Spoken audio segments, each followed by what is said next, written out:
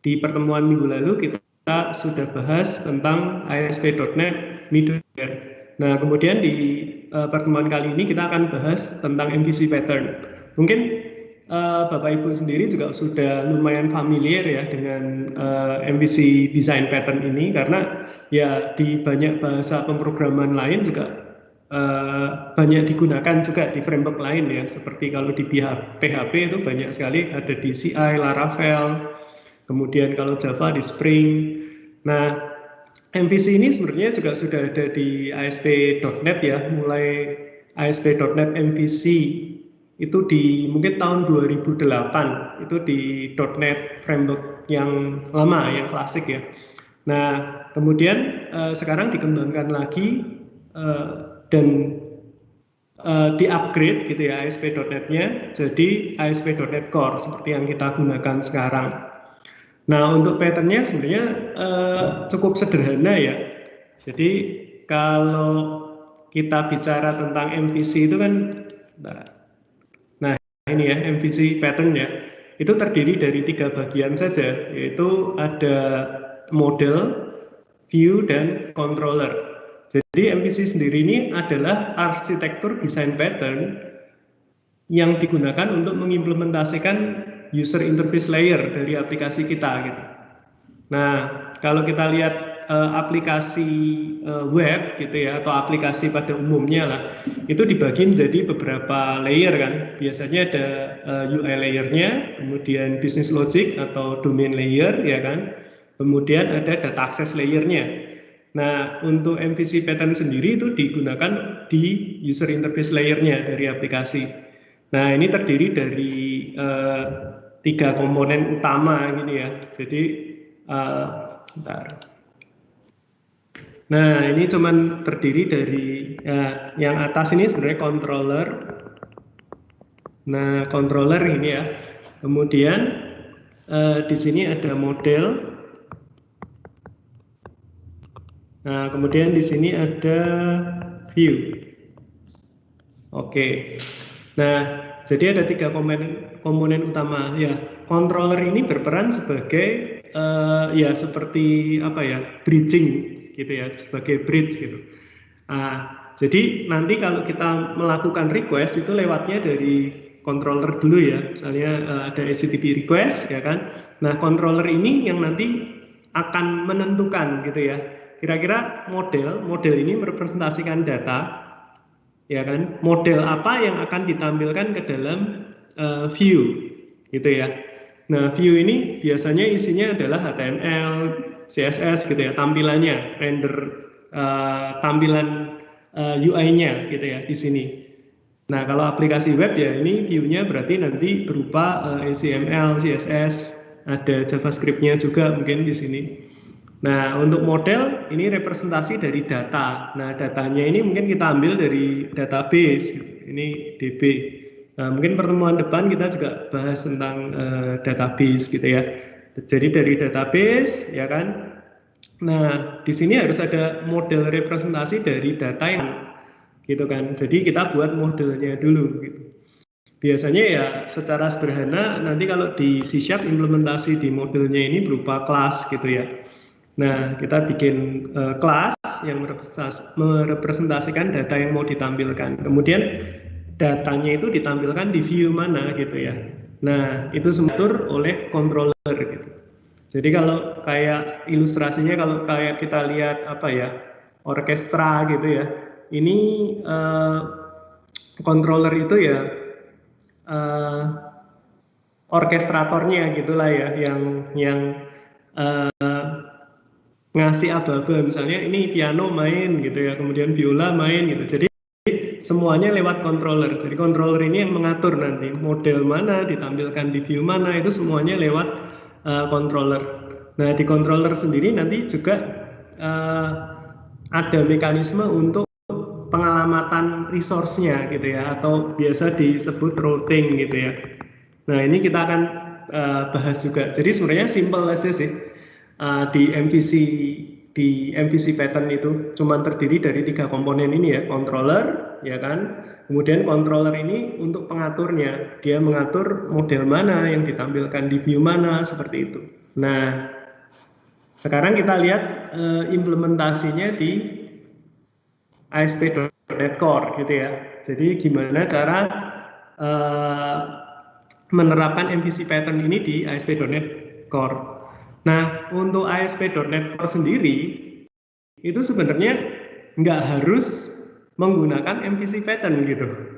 Jadi kalau kita buat aplikasi ASP.NET Core itu nggak harus kita menggunakan MVC pattern gitu, karena ada model yang lain yang bisa dipakai, namanya ASP.NET Web Page.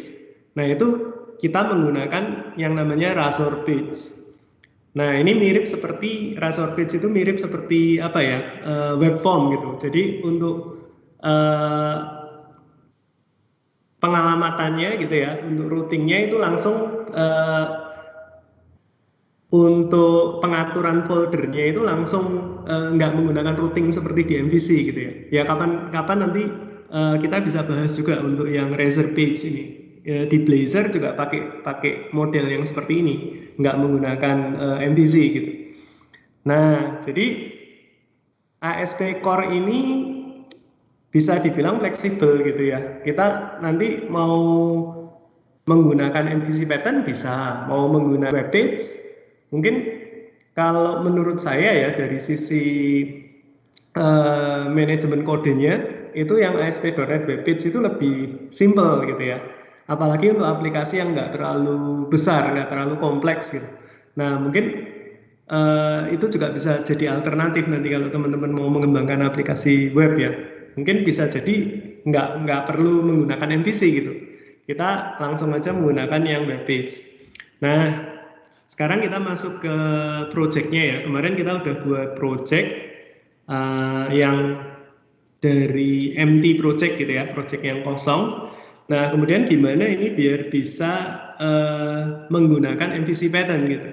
Nah, sebenarnya kalau kita lihat di sini, kita sudah menggunakan middleware untuk routing ya, untuk keperluan routing. Kemudian di sini juga sebenarnya sudah ada mekanisme routingnya. Jadi ini kan kalau slash itu kan berarti mengacu ke root gitu ya. Kalau kita akses nama URL-nya, domainnya, dia otomatis akan menampilkan hello world seperti ini. Nah, agar kita bisa menggunakan MVC pattern di ASP.NET Core, di sini bisa kita modifikasi gitu. Nah, ini kita buat untuk default routingnya gitu ya, default routingnya. Jadi di sini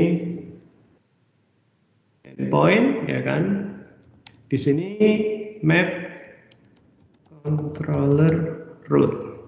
Nah ini kita bikin default routingnya, name, namanya default gitu aja ya. Ini bebas sih namanya apa. Nanti kita mau bikin custom root sebenarnya juga bisa kalau kita mau mengcustom gitu ya, mengcustom routingnya sesuai dengan kebutuhan kita, sesuai dengan keinginan kita juga bisa. Ini untuk defaultnya. Jadi di MVC itu kalau dibandingkan dengan mungkin kita coding atau kita buat aplikasi tanpa MVC framework, di MVC itu menyediakan aturan gitu ya, atau konvensi gitu. Jadi banyak aturan yang harus ditaati gitu. Jadi kalau kita menggunakan MVC pattern ya otomatis aturan tersebut harus diikuti gitu, strict.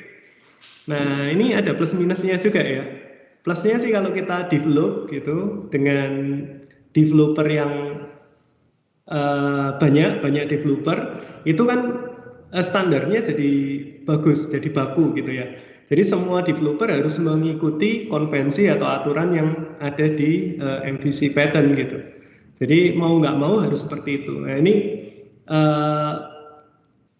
menguntungkan kalau misalnya apa ya, turnover developernya tinggi seperti itu. Jadi kita udah punya standar atau pattern atau konvensi yang jelas. Jadi kalau nanti ada developer baru masuk gitu, ngajarinya juga lebih mudah. Nah oke, ini kita tambahkan untuk patternnya. Nah kemudian di sini yang pertama adalah controller. Jadi yang pertama adalah nama controllernya ya. Jadi kalau kita root nanti kita mau mengakses resource itu untuk menyusun routingnya seperti ini. Nah ini default controllernya nanti namanya home. Kemudian diikuti dengan action. Nah itu action ya nanti kita bahas bareng-bareng ya. Index ya kan, kemudian ini URL segmennya, ID, tanda tanya. Oke, nah setelah kita menambahkan ini endpointnya gitu ya, jadi ini default controller yang nanti diakses pertama kali kalau jalankan gitu ya. Jadi kalau yang dicari nanti home controller, action methodnya nanti index. Nah ini untuk parameternya. Tanda tanya ini berarti bisa ada bisa enggak kan. Nah kemudian selain menambahkan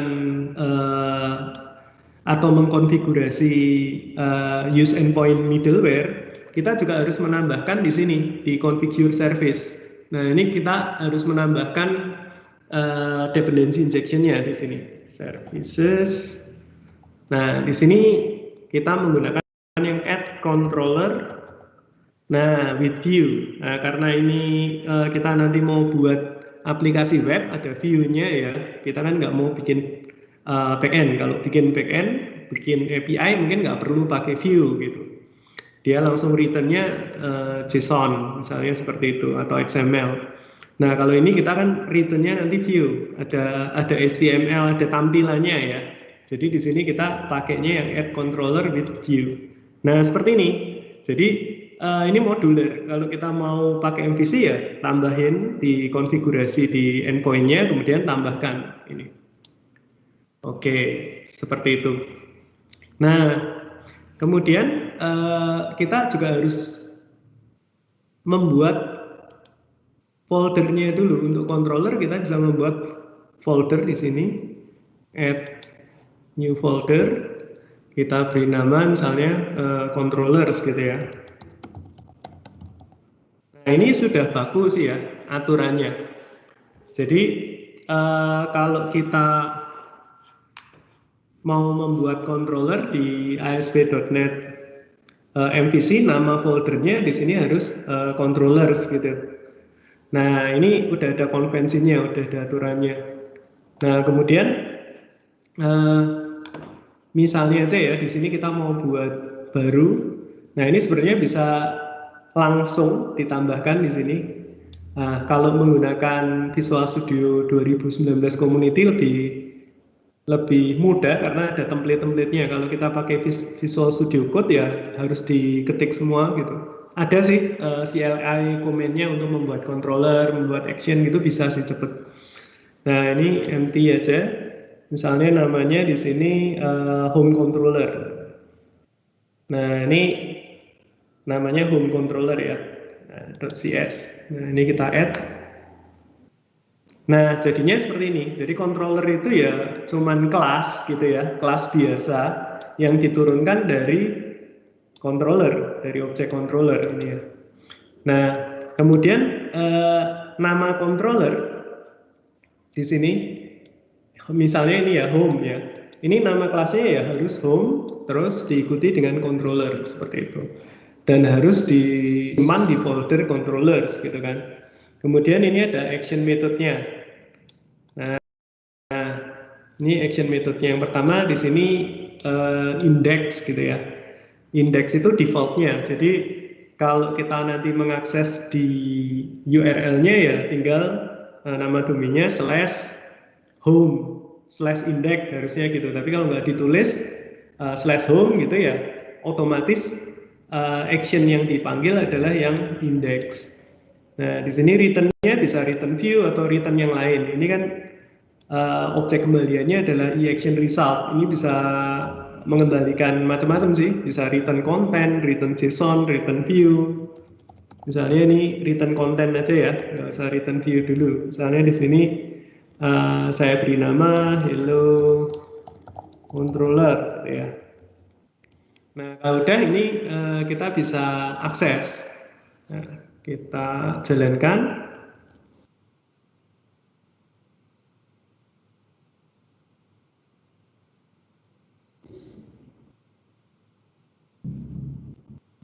Nah itu tampil ya Hello Controller.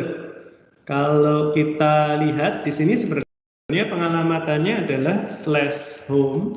Kalau mau lengkap ya /index. Jadi yang pertama ini home itu adalah nama controllernya, index itu adalah nama actionnya gitu. Nah ini kalau mau lengkap, tapi kalau nggak kita tulis lengkap, otomatis dia mengarahkan ke home index. Kenapa kok bisa otomatis mengarahkan ke sana? Karena tadi di middleware-nya, di use endpoint, di sini kita sudah tentuin untuk default routing-nya gitu ya. Awal default routing-nya nama controller. Nah, yang pertama kali yang diakses adalah home, kemudian action-nya index, seperti itu. Jadi kalau misalnya di sini di controller home ini ya, nah di sini kita buat satu method action method lagi ya, namanya misalnya detail, misalnya return content detail page, misalnya seperti itu. Oke. Kemudian dijalankan ya di sini. Nah, kalau mau diakses berarti home detail ya. Oh, sebentar. Nggak otomatis refresh dia.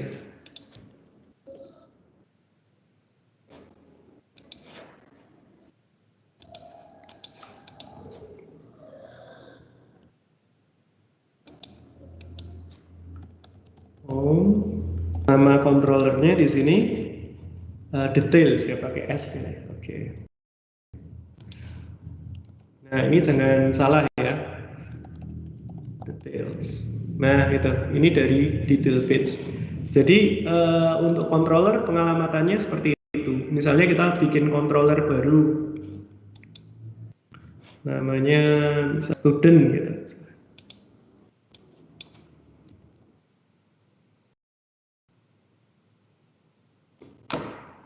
Nah,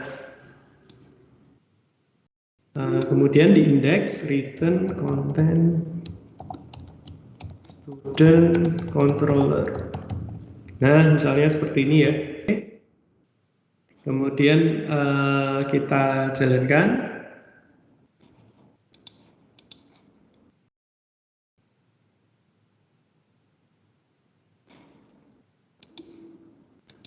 Nah, untuk mengakses berarti nama controllernya dulu ya, student /index ya, sebenarnya student gitu aja udah bisa ya. Bentar. Student atau students, ini harus sama ya, student. Oh, ini ada student controller 1.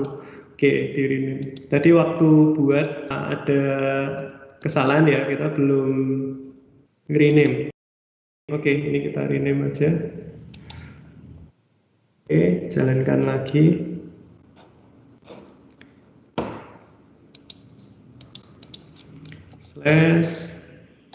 /student/index harusnya gitu ya. Nah, ini dari student controller kan gitu ya.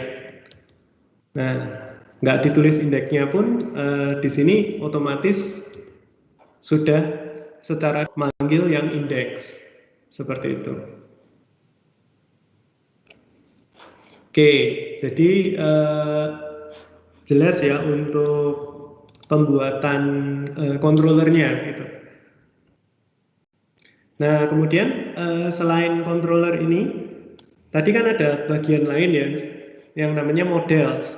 Nah, model itu biasanya isinya adalah representasi dari data yang nanti mau ditampilkan gitu.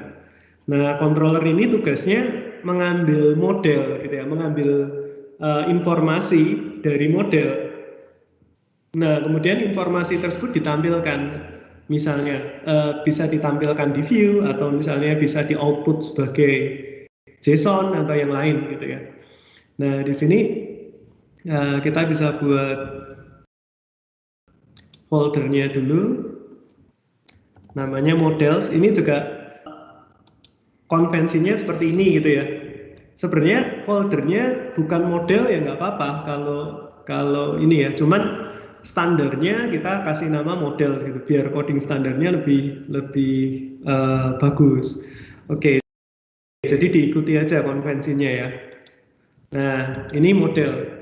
Nah, misalnya kita mau buat model baru gitu ya, apa ya, untuk student misalnya. Nah, di sini kita buat kelas saja. Nah, beri nama student. Nah, kemudian di sini kita akan tambahkan automatic property. Nah, jadi di C# untuk membuat property kan kita bisa menggunakan shortcut, bisa prop ya. Kalau mau full ada getter setternya pakai prop full. Teman mau belajar bahasa C#-nya yang basic gitu. Dulu itu saya pernah bikin video tutorial. Nanti saya kasih link YouTube-nya. Nah, udah lama sih, tapi masih oke, karena C#-nya sama aja sih di .NET framework yang lama dan di .NET Core itu penggunaan C#-nya sama. Mungkin ada beberapa fitur baru aja yang di C# 8 gitu ya mungkin.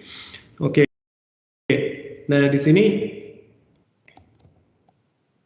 kita buat dulu ini automatic property ya, prop string misalnya first name,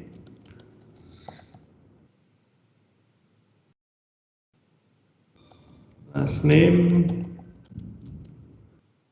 Nah, kemudian tambahkan satu lagi ini mungkin date time, enrollment date misalnya. Nah, ini adalah data yang nanti mau kita tampilkan. Jadi kita buat modelnya dulu, namanya misalnya student gitu ya.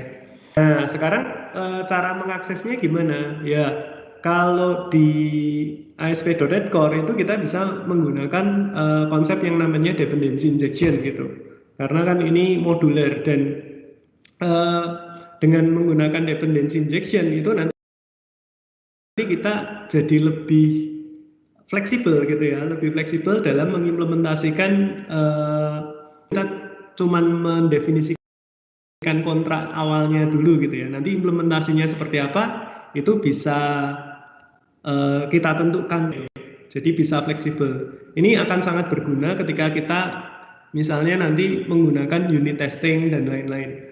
Kalau misalnya teman-teman nggak menggunakan dependency injection, mau pakai cara yang lama langsung ya bikin apa ya repository pattern, repository class gitu ya, kemudian diinstansiate gitu ya, bisa aja di ASP.NET Core nih bisa gitu. Cuman ya berarti kita tidak menggunakan fitur dependency injection-nya yang sebenarnya akan banyak gunanya gitu ya nanti. Nah, di sini saya akan contohkan untuk penggunaan dependency injection-nya. Nah, di sini kita buat interface gitu ya, interface dulu. Jadi kita harus ada, kalau menggunakan dependency injection kita buat interface-nya dulu, bikin kontraknya dulu. Kira-kira metode apa aja yang nanti ada gitu. Nah, misalnya kita buat ini yang sederhana aja ya, student repository gitu. Nah, untuk aplikasi yang kompleks nanti ya mungkin kita harus menggunakan pattern yang lebih apa ya, strict gitu ya, bikin arsitektur yang lebih bagus gitu. Karena ini cuma contoh ya, ini jadi satu project dulu nggak apa-apa. Oke. Di sini student repository, kemudian metodenya kira-kira apa nanti yang mau digunakan gitu ya. Jadi di repository ini punya metode apa nanti.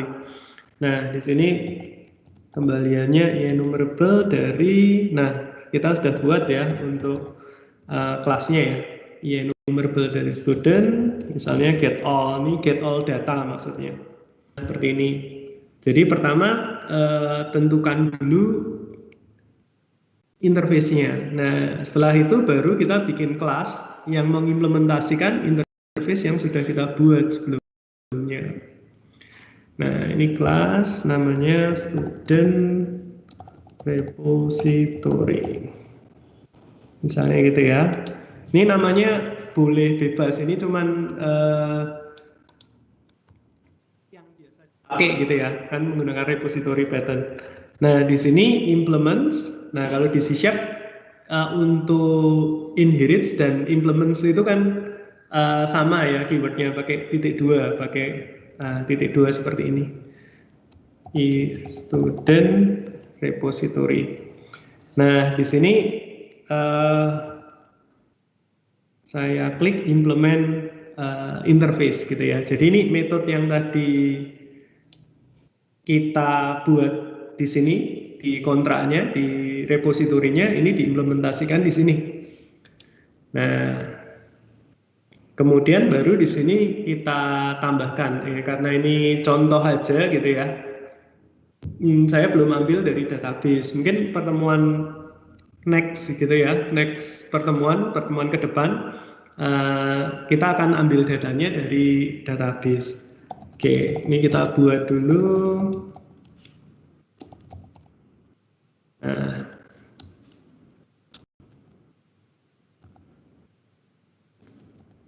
misalnya kayak gini, bikin list ya. Kemudian ini saya mau mengisi listnya gitu ya. Jadi data yang kita ambil ini nanti nggak dari database tapi baru dari objek list aja yang kita buat. Nah, oke, ini konstruktornya ya. Konstruktornya. Nah, kemudian kita akan tambahkan misalnya students ya kan, sama dengan new list. Nah, ini tambahin beberapa contoh data ya. Student dan ID misalnya, ini contoh aja ya, first name.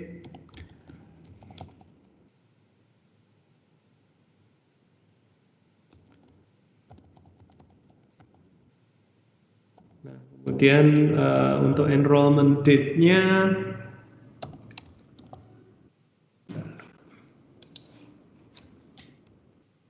time,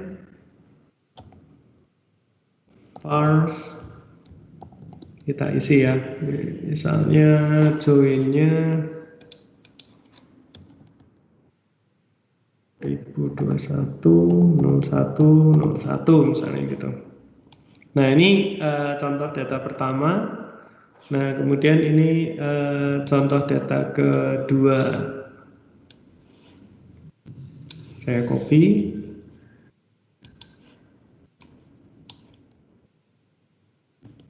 Ini 3 data aja ya.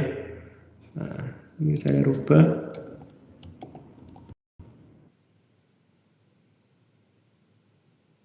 Oke. Apa ya?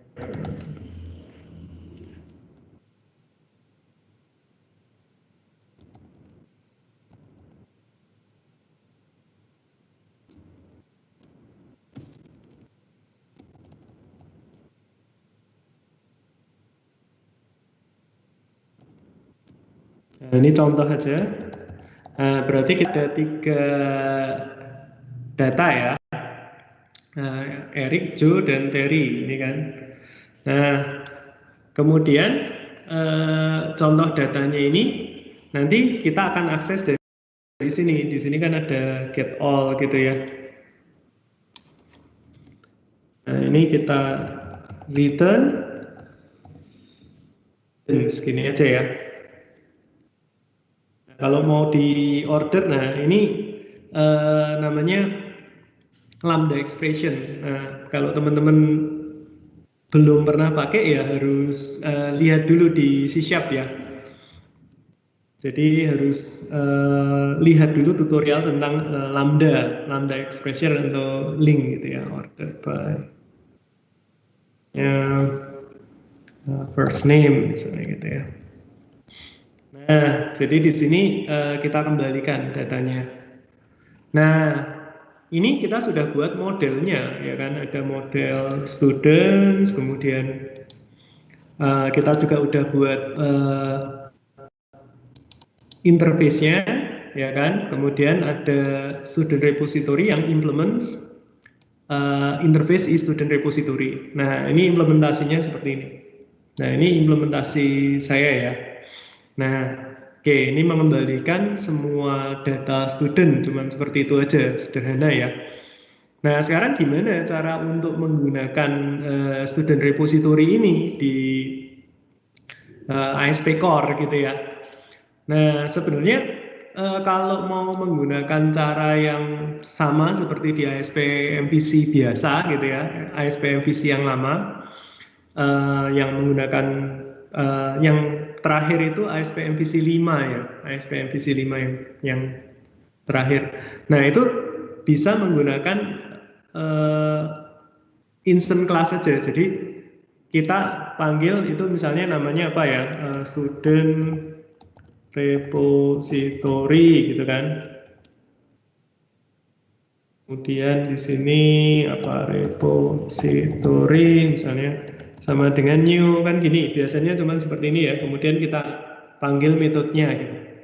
Nah, cuman ini nggak kita lakukan gitu. Kalau di ASP.NET yang core, ASP.NET Core, saya akan menggunakan dependency injection. Kenapa ya? Biar kelas ini nggak apa ya, nggak tight couple dengan implementasi dari student repository-nya nanti. Nah, jadi caranya gimana? Nah, untuk menggunakan repository pattern-nya gitu ya. Nah, caranya kita bisa menambahkan di sini. Sebenarnya dependency injection itu bisa juga digunakan di ASP MVC yang lama, tapi kita harus menggunakan library atau third party tambahan gitu. Kalau di ASP.NET Core itu udah seamless, udah ada di dalam ASP.NET Core-nya, karena memang didesain dari awal untuk support dependency injection ya, bisa modular gitu kan, modern, dan ya ini support dependency injection. Nah, sekarang kita akan tambahkan dulu gitu ya. Di sini untuk menggunakan model tadi kan mau kita pakai di controller kita gitu ya, terus datanya nanti mau kita tampilkan. Nah, itu kita bisa menginjek service. Nah, ini ada beberapa metode yang biasa dipakai, mungkin nanti akan saya jelaskan juga. Ada 3 ya. Ada biasanya singleton, kemudian scope, dan transient. Nah, karena ini saya menggunakan list yang dibuat sendiri dari memori gitu ya, in memory list, ya saya bikin singleton aja. Jadi kalau singleton berarti bikin sekali aja instannya. Nanti kalau ada request yang baru, tetap objeknya masih bisa digunakan kalau kita inject menggunakan singleton. Nah, di sini yang pertama adalah tipe interface-nya dulu ya, yang sudah kita buat ya, dan repository gitu. Nah, kemudian implementasinya yang mana? Implementasinya berarti yang student repository. Nah, sorry, ini pakai tanda. Nah, ini.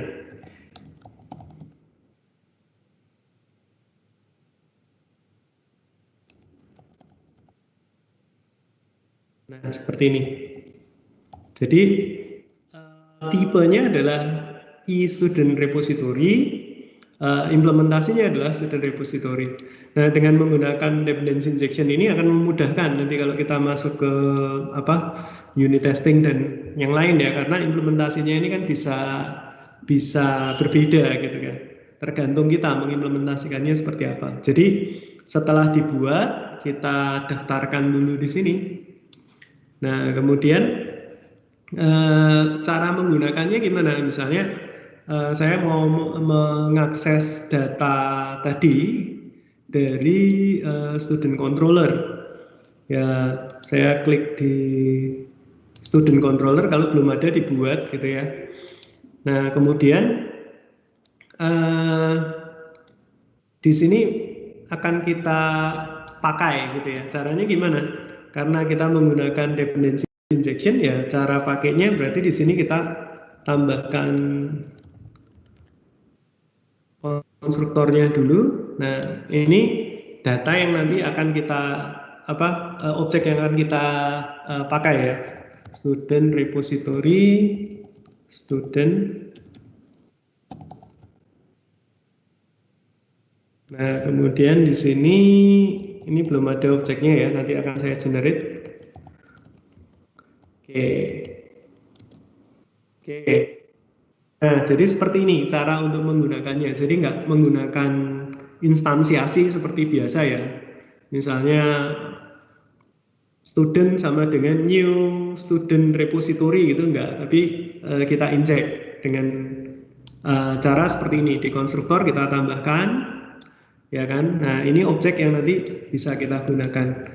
Nah, sekarang kita bisa ambil var result gitu ya. Berarti dari student dot metodenya ada kan get all gitu. Nah, ini mau saya tampilkan ya, misalnya karena ini bentuknya list lebih dari satu kan, berarti ya kita mau nampilin indeks yang ke berapa gitu ya. Misalnya student ID dolar ini yang ke 0.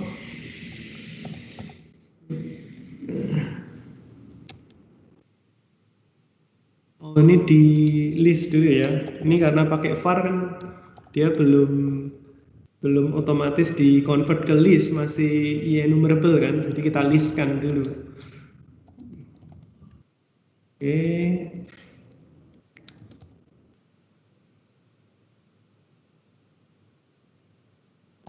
Result.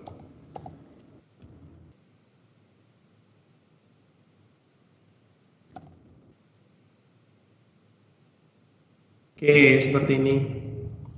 Nah, sekarang kita tes. Kalau mau dites, bisa kita jalankan untuk melihat hasilnya gitu ya.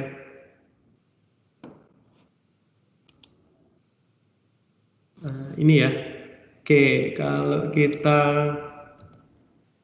ini yang baru. Sebentar. Slash student ya. Enter. Nah, di sini ditampilkan data yang pertama ya. Ya kan, student ID 1, name-nya Erik. Nah, ini kalau diganti resultnya yang ke 1 ya, indeks yang kedua berarti. Karena list indeksnya mulai dari 0.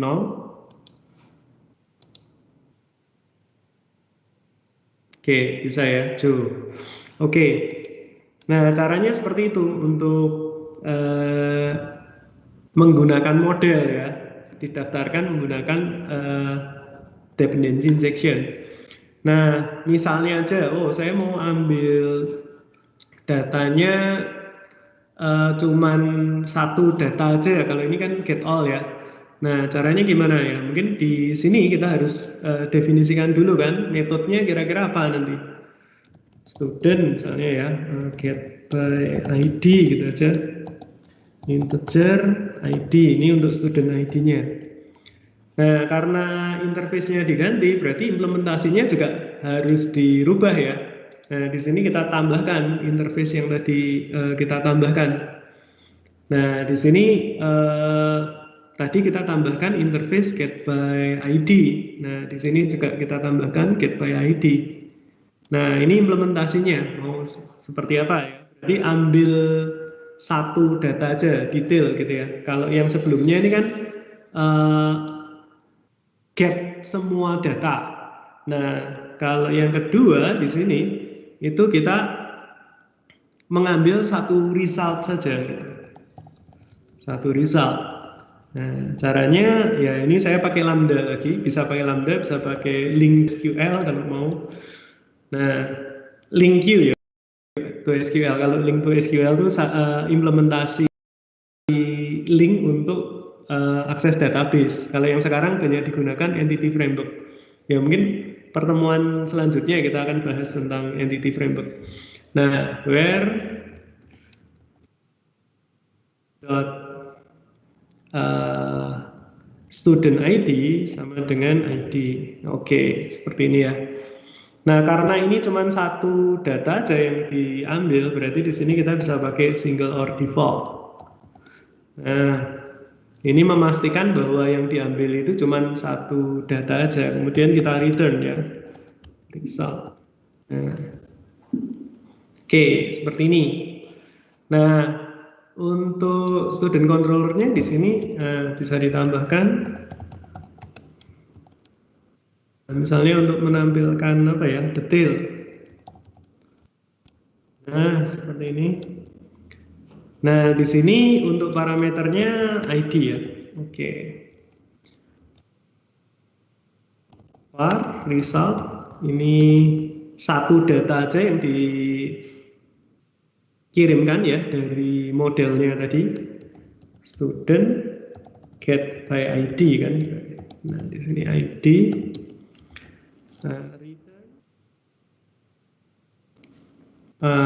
Ya di sini mau apa? Konten dulu ya misalnya. Kita belum ada view-nya kan. Student ID berarti result. Student ID first name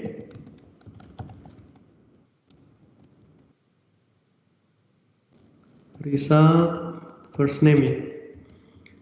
Kemudian untuk last name-nya juga tampilin misalnya last.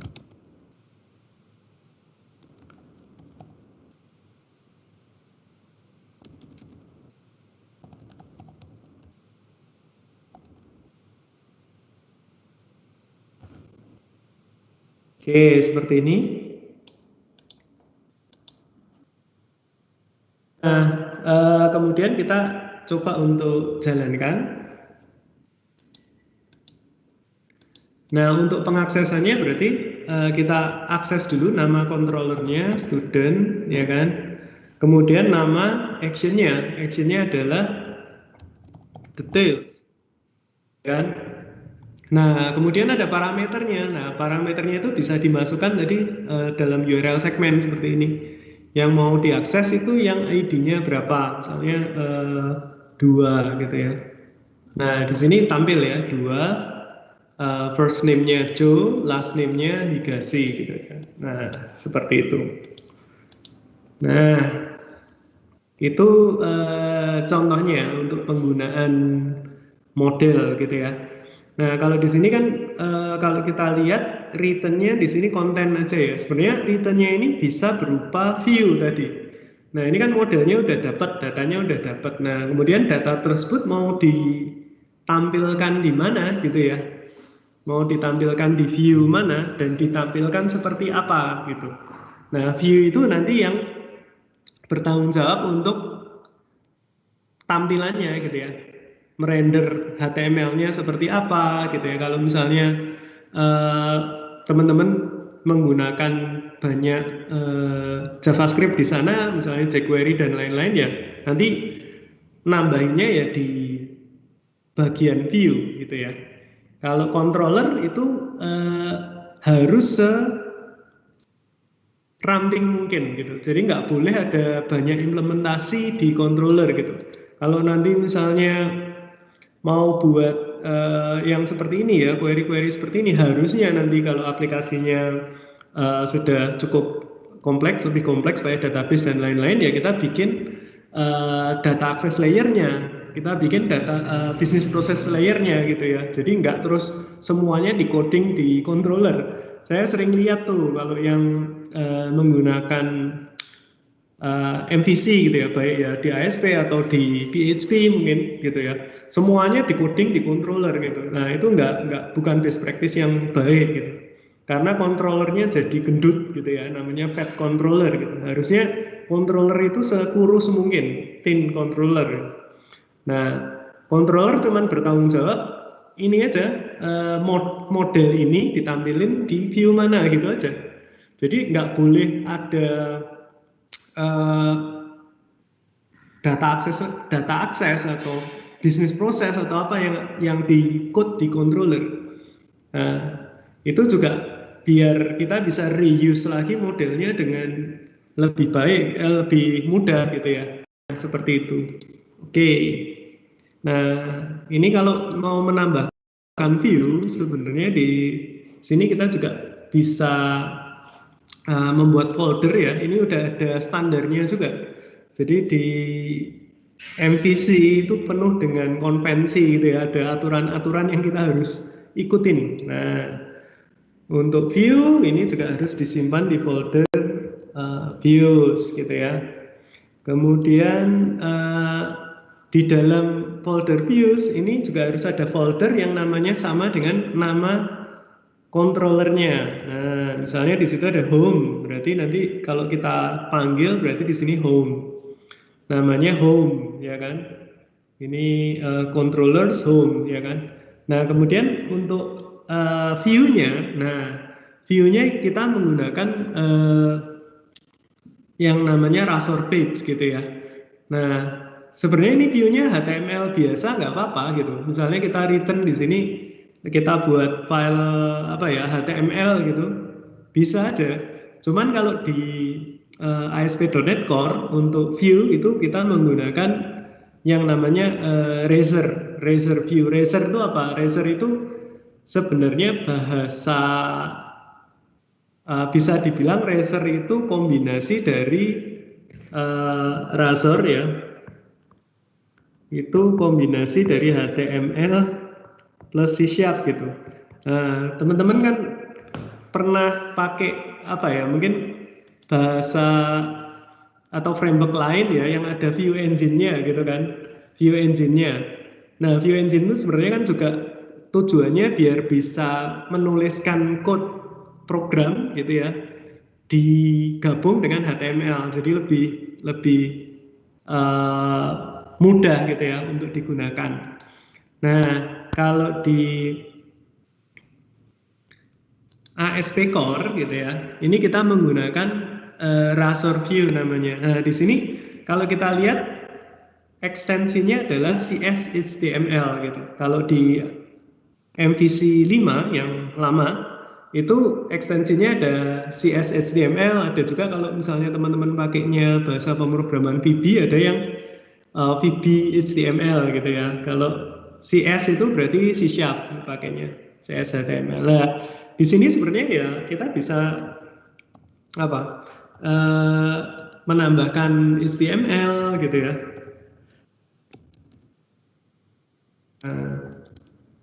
Ya pokoknya untuk yang di view ini bisa ditambah HTML, JavaScript dan lain-lain ya.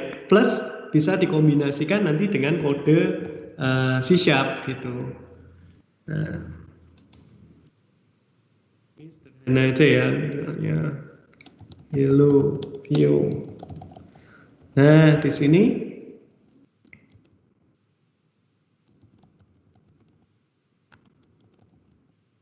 nah, ini yang paling sederhana ya, seperti ini ya view-nya ya.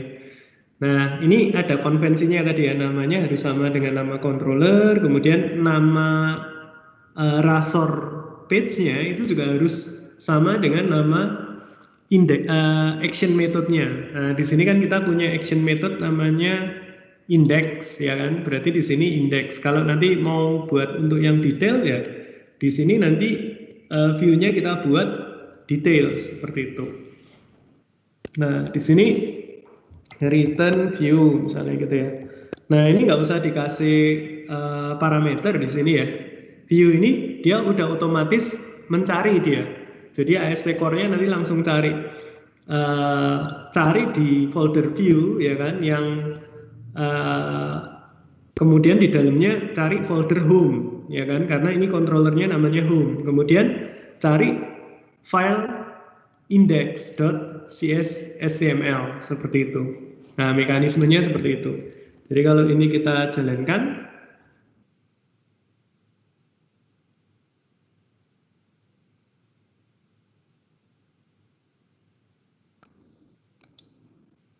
Nah, ini hello from view ya kan, karena ini dia akses ke controller home, action methodnya index kan gitu ya. Oke. Nah, seperti itu untuk view-nya. Dan di sini sebenarnya kita bisa menggabungkan dengan kode C# gitu ya. Nah, misalnya var atau string gitu ya. Nama, bisa kan? Ya, ini kan kode C#. Nah, di Razor ini kita bisa mengkombinasikan antara C# dengan HTML. Misalnya kita mau tempelkan di sini. Nah, variabel namanya ya.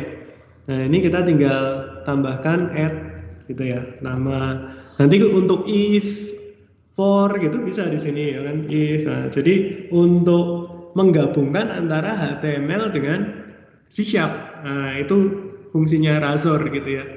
Nah, nanti kita bisa kalau yang lebih kompleks kita bikin komponen apa ya, UI yang mau kita render tapi ada logiknya gitu ya, kita bisa buat namanya Razor komponen kayak gitu. Nah, ini yang sederhana seperti ini ya. Ini nama gitu ya. Nah, kemudian coba kita jalankan lagi. Nah, itu hello Erik Kurniawan. Nah, itu untuk contoh razor-nya gitu ya. Itu razor page di view. Jadi kalau di view pakainya nanti razor page CSS HTML.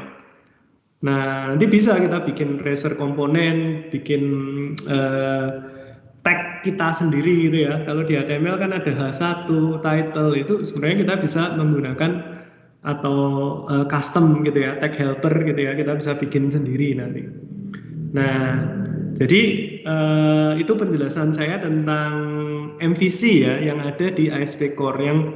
Yang perlu diingat, mungkin yang teman-teman perlu ingat ya dari ASP Core, ketika kita buat project ASP Core itu bisa aja nggak menggunakan MVC gitu, bisa aja kita menggunakan model yang lain seperti misalnya ASP web page. Nah, itu tidak menggunakan MVC. Nah, jadi bebas gitu ya, fleksibel. Jadi pertama kali bikin empty project itu kita bisa mau menggunakan pattern yang mana, MVC atau yang web page. Kalau yang web page itu mirip seperti web form dulu ya, pakainya mungkin MVVM, model view model gitu langsung. Modelnya ada page, kemudian ada code behind di page-nya seperti itu. Nah, untuk MVC sendiri ya simple ya di ASP Core sama seperti yang MVC 5. Intinya tadi untuk controller ya kan. Controller ini yang mengatur semua ya. Jadi request itu pasti masuknya routingnya ke controller dulu, kemudian controllernya baru menentukan model mana yang ditampilkan ke dalam view seperti itu. Ya mungkin untuk materi hari ini sampai sekian ya. Mungkin next kita akan bahas juga penggunaan Entity Framework ya untuk mengakses database di ASP.NET Core. Oke. Untuk materi pertemuan ini saya cukupkan sekian. Terima kasih teman-teman, rekan-rekan semua sudah mengikuti.